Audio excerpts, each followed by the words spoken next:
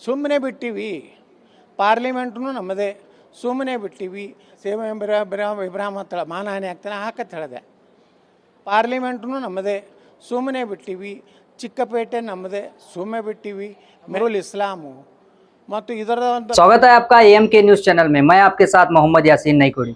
ಒಬ್ಬ ಯಾವನೋ ಸಾಹೇಬಿ ಹೇಳ್ಯಾನಲ್ರಿ, ಹಿಂದಿನ ವಕಫ್ ಬೋರ್ಡ್ ಅಧ್ಯಕ್ಷ, ವಿಧಾನಸೌಧನೂ ನಮ್ಮದೇ, ಸುಮ್ಮನೆ ಬಿಟ್ಟಿವಿ. ಪಾರ್ಲಿಮೆಂಟ್ನು ನಮ್ಮದೇ, ಸುಮ್ಮನೆ ಬಿಟ್ಟಿವಿ. ಚಿಕ್ಕಪೇಟೆ ನಮ್ಮದೇ, ಸುಮ್ಮನೆ ಬಿಟ್ಟಿವಿ.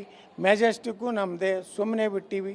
ಭಾರತನೂ ನಮ್ಮದೇ, ಸುಮ್ಮನೆ ಬಿಟ್ಟಿವಿ. ತತ್ತ ನಮ್ಮ ಮಕ್ಕಳು ಅದಕ್ಕೆ ಇದು ರದ್ದಾಗಬೇಕು. ಇವ್ರು ಸರಿಯಾಗಿ ಇಲ್ಕಂದ್ರೆ ಇದು ಏನು ಮುಸ್ಲಿಮರಿಗೂ ಲಾಭ ಆಗಿಲ್ಲ. ದೊಡ್ಡ ದೊಡ್ಡ ಶ್ರೀಮಂತರು ಅದಾರೆ ಇದರೊಳಗೆ.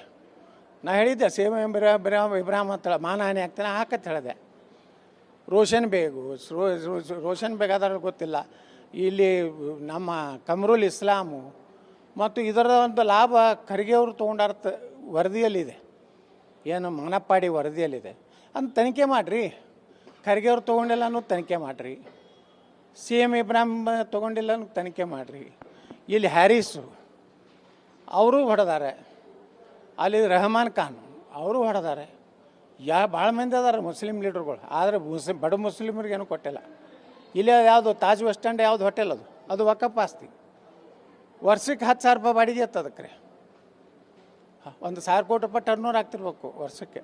ಅದ್ರ ಬಾಡಿಗೆ ಇಟ್ರಿ ವಕಫದ್ದು 10,000 ರೂಪಾಯಿ ಕೊಡ್ತಾರೆ. ಇದನ್ನು ತಿನ್ನೋರು ಯಾರು? ಇದೆಲ್ಲ ತನಿಖೆ ಆಗಲ್ರಿ. ಇದು ದೊಡ್ಡ ಇದು ಇದೆ. ವಕಫನ್ನು ನಾವು ನಿರ್ಲಕ್ಷ್ಯ ಮಾಡೋಂಥದ್ದಿಲ್ಲ. ಒಂದು ದಿವಸ ಹೋರಾಟ ಮಾಡಿ ಬಿಡುವಂಥದ್ದಲ್ಲ, ಇದು ನಿರಂತರ ನಾವು ಮಾಡಬೇಕಾಗ್ತದೆ. ಮೊದಲ ಹಂತದಲ್ಲಿ ನೀವು ಉತ್ತರ ಕರ್ನಾಟಕ, ಗದಗು, ಧಾರವಾಡ, ಅಲ್ಲಿ ಬೆಳಗಾವಂತರ ಆಗಿದೆ.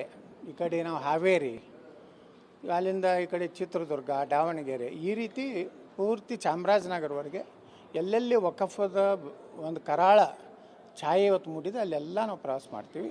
ಅಲ್ಲಿ ರೈತನ ಭೇಟಿ ಆಗ್ತೀವಿ, ಮಠ ಮಂದಿರಗಳನ್ನ ಭೇಟಿ ಆಗ್ತೀವಿ.